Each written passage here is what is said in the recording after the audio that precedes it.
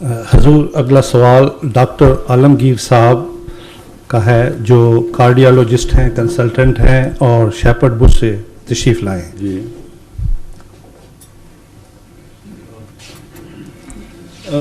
کیا حال ہے ڈاکٹر صاحب، خیریت سے ہیں؟ جی بالکل ٹھیک ٹھاک. کارڈیالوجسٹ ہیں آپ ماشاء اللہ؟ جی میں کارڈیالوجسٹ ہوں.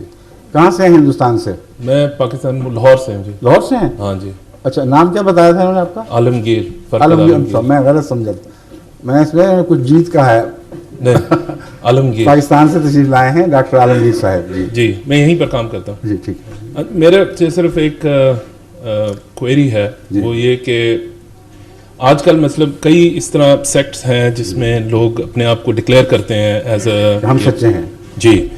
تو ایک تو یہ کہ اگر مطلب انہوں نے مرزا صاحب نے اپنے آپ کو نبی جو ڈکلیئر کیا تھا اس کا مطلب ہاؤ کین وہ کنفرم کیسے ہو سکتا ہے؟ وہ تو کوئی بھی انسان اٹھ کے کہہ سکتا ہے اور اس کے پیچھے 500-600,000 لوگ جمع ہو سکتے ہیں، جو آپ امریکہ میں کئی اور جگہ دیکھتے ہیں کہ سیکٹس بنتے ہیں اس طرح.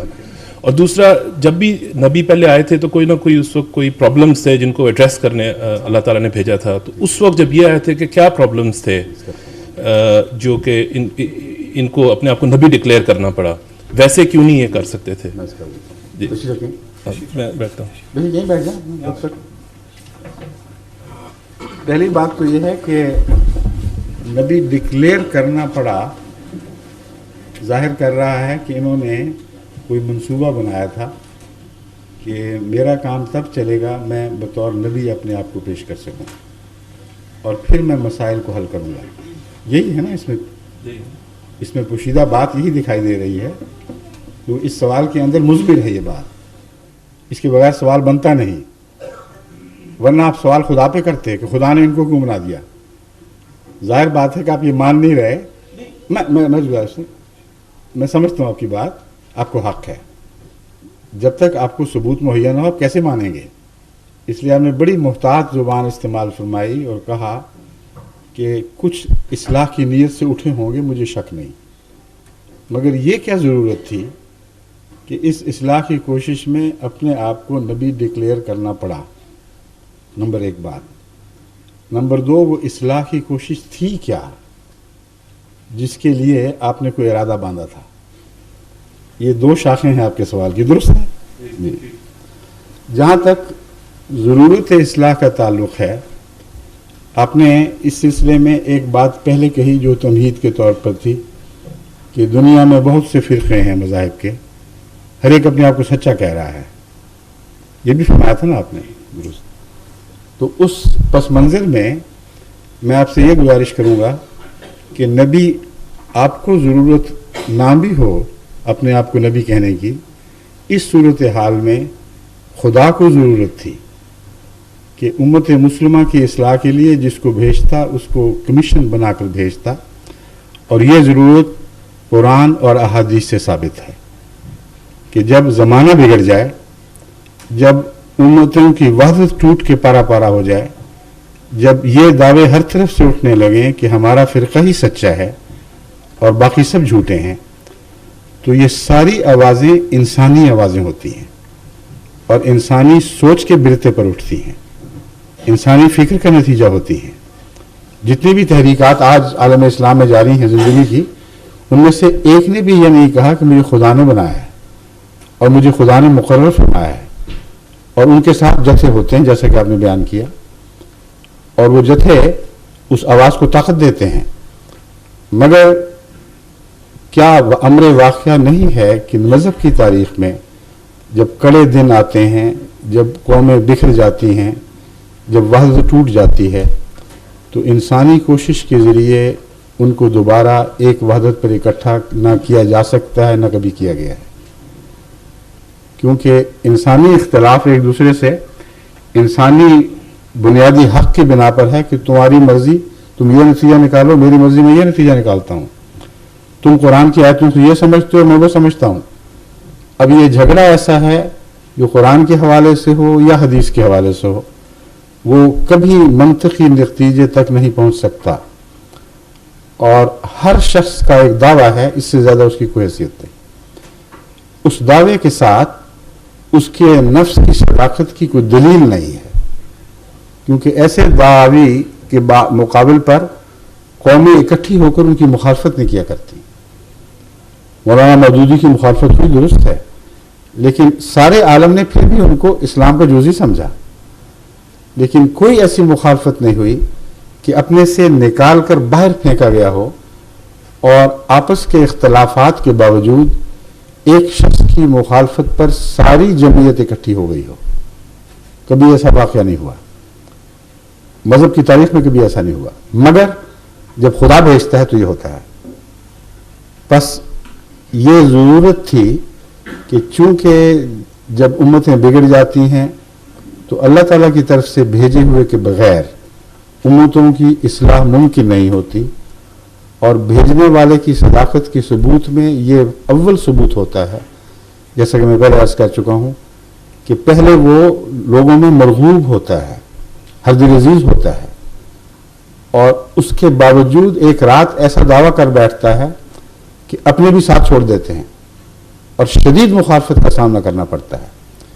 یہ اس کی صداقت کی پہچان کے لیے ضروری ہے، ورنہ یہ مطلب نہیں کہ اللہ اپنے پیاروں کو بے وجہ دکھوں میں سے گزارتا ہے. اس کی سچائی کے امتحان کے بغیر اس کے ارد گرد مضبوط ایمان لانے والوں کی جماعت اکٹھی ہو نہیں سکتی. اب جتنی دوسری موومنٹس ہیں جس میں انسان نے خدا کا نام نہیں لیا، یہ کہا ہے کہ میں یہ سمجھتا ہوں قرآن اور حدیث کے مطالعے سے کہ خدا یہ کہتا ہوگا، اس سے آگے نہیں بڑھے. کسی نے یہ نہیں کہا کہ اللہ نے ہمیں خود مقرر فرمایا، ہدایت دی کہ یہ کہو، اور اس آیت کا یہ مضمون ہے، اس آیت کا یہ مطلب ہے.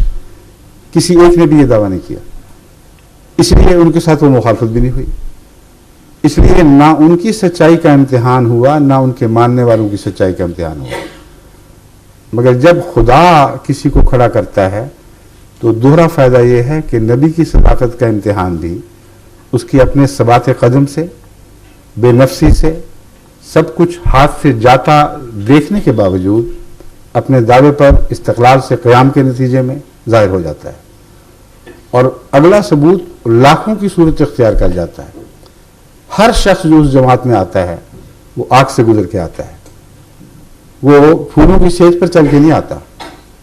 اس کو گالیاں دی جاتی ہیں، اس کے خلاف مخالفتوں کی آگیں بڑھائی جاتی ہیں، اس کی جائیدادیں چھین لی جاتی ہیں.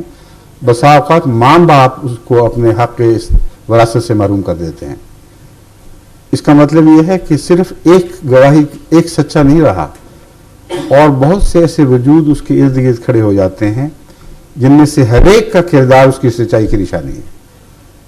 اگر اس نے یقین نہ کیا ہوتا، اگر اس کو کامل اعتماد نہ ہوتا کہ اس شخص میں کچھ سچائی کی علامتیں ہیں، تو وہ اپنی دنیا داؤ پہ نہ لگا دیتا محض اس خیال سے کہ شاید سچا ہو. کامل یقین کے بغیر انسان اپنی دنیا کو اپنے ہاتھوں سے لوٹا نہیں سکتا.